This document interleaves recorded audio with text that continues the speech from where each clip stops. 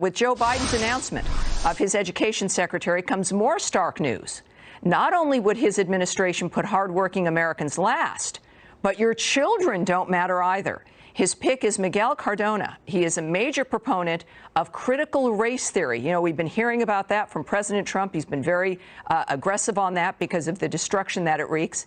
As the Connecticut Commissioner of Education, he oversaw the creation of courses that, quote, analyze how race, power, and privilege influence group access to citizenship, civil rights, and economic power. Yeah, we've heard that kind of stuff before, haven't we? It's not good news. Joining me now is Cynthia Garrett, education activist and founder of Cynthia Garrett Ministries, author also of I Choose Victory. Excellent. Cynthia, thank you very much for joining me tonight. I appreciate it.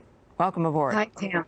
Now, look, if he is confirmed, obviously, this is, you know, our education system. We had just talked about China. China's infiltrated our education system. We're seeing the dynamic of what's happening there and the destruction of it. President Trump was, of course, he has been working on it, continues to work on it.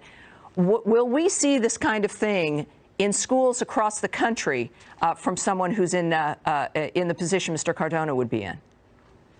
Yeah, I absolutely think we would, Tammy. And I think the sad thing is that people like Mr. Cardona and this kind of thinking is so anti what's actually really great for creating a united America. You know, you don't teach kids to root their entire identity in something negative and cause them to become victors in life. You don't help them to choose victory. You don't help them to feel positive about themselves. And I'm not saying that our identity and cultural celebration is not important, because it is. But cultural celebration for all of us has nothing to do with cultural divisions and looking at each other as if, you know, you're teaching a group of young people to look at another group of young people in a classroom and go, they're bad. Right, that they're the enemy. You know, that is the primary way where you break down a society, where you teach people to not trust their neighbor, and that you're casting other people as the other.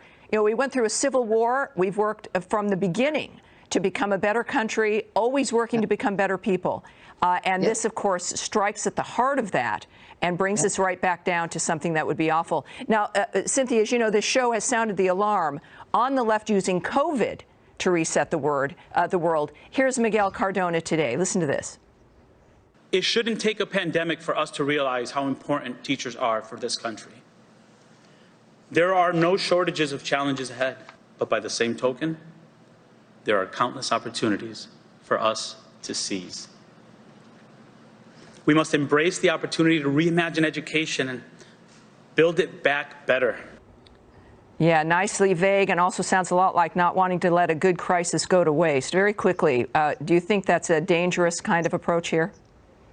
I am so sick and tired of the politicizing of what happens to our young people. And in all honesty, it is time for parents to start going to their schools and starting petitions. I say it all the time. You better start using your voice, because your kids are being indoctrinated, not educated. I know, and especially when they use a crisis. But we've got to stay focused, because that's when, of course, they want to move in and do that when they think you're distracted. Cynthia, thank you very much.